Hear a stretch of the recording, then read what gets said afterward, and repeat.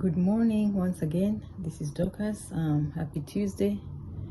I hope you had a good night and you woke up to a lovely new day. And I pray that we are going to be blessed as we study today's lesson. So let's have our short prayer before we start. So we have a very serious matter. On Tuesday, the title calls it a serious matter. And it's serious because it's gone back now to talking about money. And the question we are asked is, how does the love of money deteriorate our spiritual life, and what is the cure for it? So we see that money is not the issue. Having money is not the issue. Money, we've been blessed with money. It's God who gives it to us, and He gives us this money for a purpose and for and also to bless us, because He's a good God. He wants us to have good things, right? But He's warning us about loving money. That is where the problem comes in. And 1 Timothy 6 verse 9 and 10, it talks about money, and it says in verse 9, it says, but they that will be rich fall into temptation and a snare, and into many foolish and hurtful lusts, which drown men in destruction and perdition. So we see that you might be rich, and there's a lot of rich people, but they have their challenges.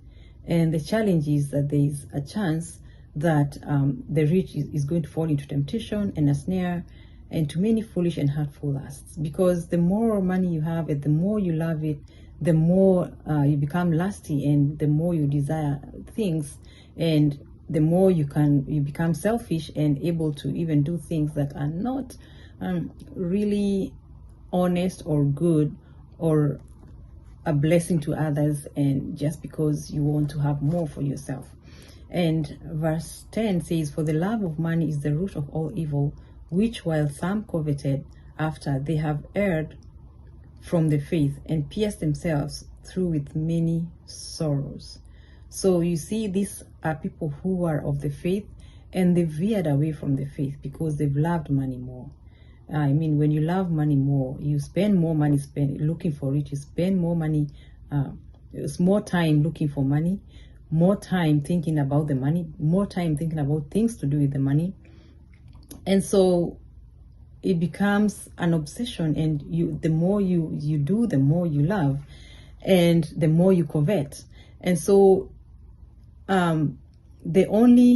so that is a thing that would deteriorate the spiritual life, loving money, because now the love of God will not have a place in your life or in my life, and the love of other men will not have a place in other people's money. You'll have not love for other people, because if you're loving this money just for yourself, how are you going to give it to anybody? You cannot.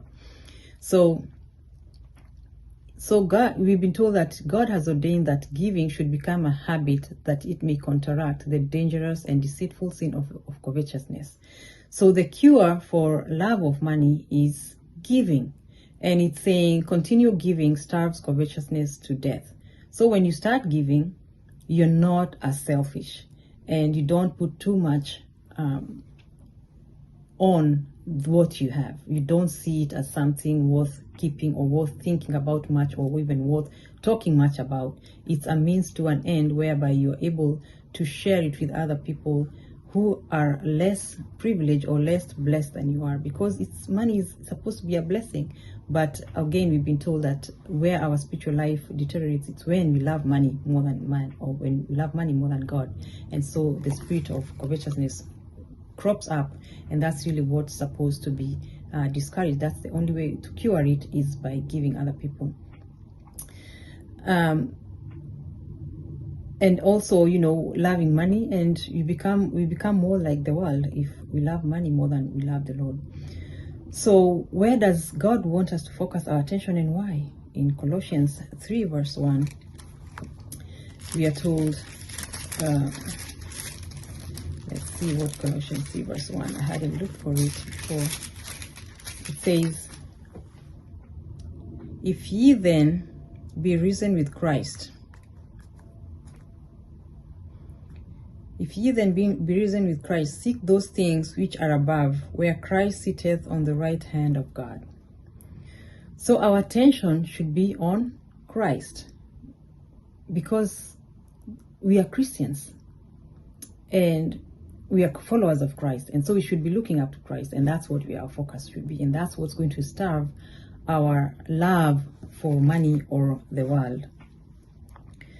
So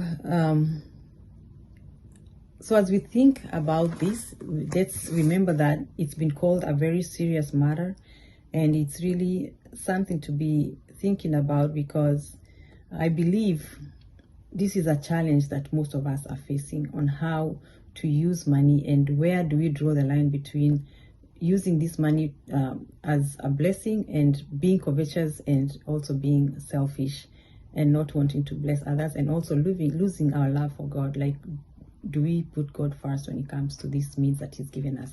So as you think about this, let's have a lovely day and a blessed day, and I look forward to seeing you tomorrow so that we can continue with this study. Bye-bye.